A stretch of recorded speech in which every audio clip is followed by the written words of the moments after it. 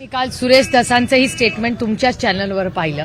अनेक लोक म्हणजे सुरेश दसांनी त्यांच्या स्टेटमेंटमध्ये आणि अनेक लोकांच्या स्टेटमेंट, साळुंखेजींचंही स्टेटमेंट तसं आलेलं आहे, ते मी तुमच्याच सगळ्यांच्या चॅनलवर पाहिलेलं आहे की राजीनामा द्यावी अशी त्यांची भावना आहे. मी ह्याच्यावर आधीही बोललेले.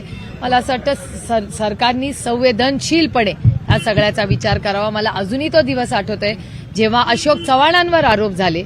नैतिकता बघून काँग्रेस पक्षाने आणि अशोक चव्हाणांनी तेव्हा राजीनामा दिला होता.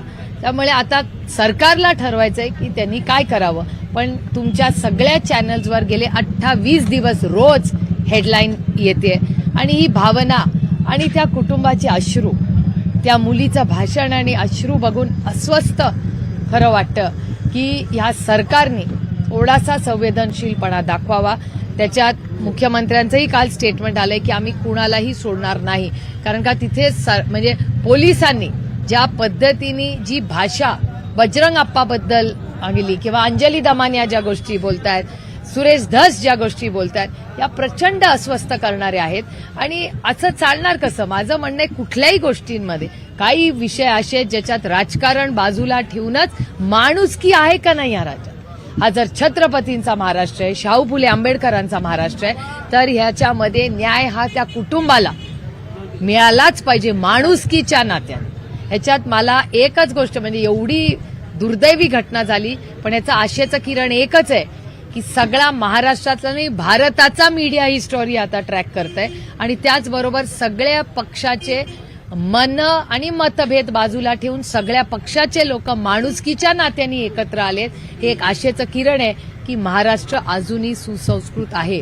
आता निर्णय काय घेतात हे माननीय मुख्यमंत्री आणि त्यांच्या मित्रपक्षांनी काही मागितलेलं नाही. मी एवढंच म्हणते, मी नैतिकतेने निर्णय घ्यावा असं म्हणते मी.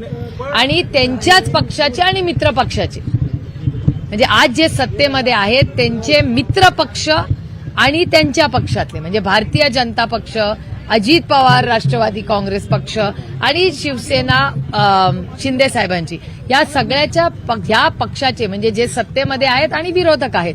मला असं वाटतं ही एक घटना आहे ज्याच्यात कुणालाही राजकारण नकोय. ह्याच्यात माणुसकीच्या नात्याने निर्णय झाला पाहिजे एवढीच. मग परभणी आणि बीडच्या घटनेमध्ये कोणीही राजकारण करू नये. तो निर्णय माणुसकीच्या नात्याने व्हावा एवढीच अपेक्षा महाराष्ट्राच्या मायबाप जनतेची आहे. आणि त्या जनतेत तुम्ही आहात, मी हे, आपण सगळे. क्राईम बद्दल तुमच्याच सगळ्या चॅनल्सवर गेल्या महिन्याभरात प्रचंड गोष्टी रोज येत आहेत. माझी राज्याच्या मुख्यमंत्र्यांना विनंती राहील, मी मागेही त्यांना विनंती केली होती चॅनल्सच्या माध्यमातून, की आपण एक ऑल पार्टी मीटिंग बोलवावी.